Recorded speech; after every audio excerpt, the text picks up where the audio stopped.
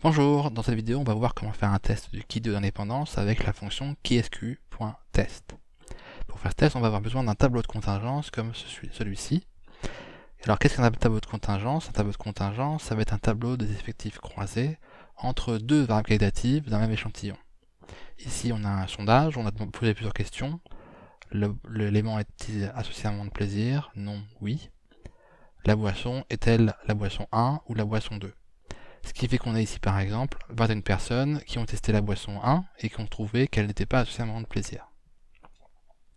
S'il y avait une dépendance entre x et y ici, alors la proportion de oui-non pour la boisson 1 serait la même que dans le cas général ou pour la boisson 2.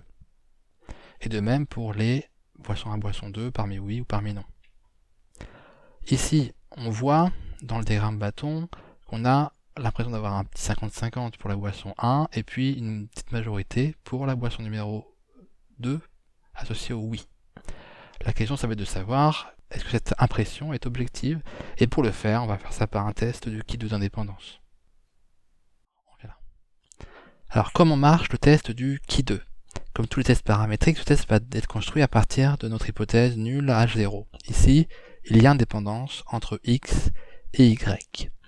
Une propriété fondamentale de l'indépendance, c'est que si A et B sont dépendants, alors P de A et B est égal à P de A fois P de B.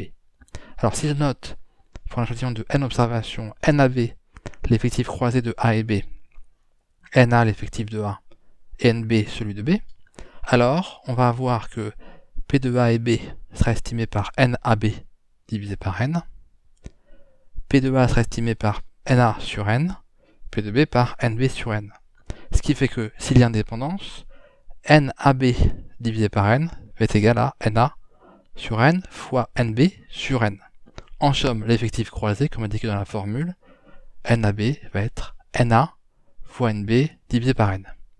Ici, ça veut dire que ici la boisson 1, associée à un non, s'il y a une dépendance, va être égal au nombre de non fois le nombre de gens qui ont répondu à la question à la boisson B, divisé par le nombre total. Alors pour que la formule se transpose correctement partout, on va mettre des dollars. Ici, on va pas pouvoir bouger. Voilà, les colonnes ici, les lignes ici. Et on peut construire ici, vous voyez facilement, notre effectif théorique si jamais il y avait une dépendance. Maintenant, on va servir des effectifs réels et des effectifs théoriques pour remplir la fonction keysq.test. Ici, vous voyez plage réelle, plage prévue. On met en plage réelle les valeurs observées. On met en plage prévue les valeurs prévues. Et on a la réponse au test du key 2. La réponse est donnée ici au moyen de la p-value. Alors p-value, c'est la plus petite probabilité à partir de laquelle on va rejeter H0. Cette valeur est assez simple à lire. Ici, on a 18%. Ça veut dire qu'il faut accepter un risque d'au moins 18% pour rejeter H0. C'est un risque qui est souvent considéré comme trop grand. En général, les risques, c'est 1, 5 ou 10%.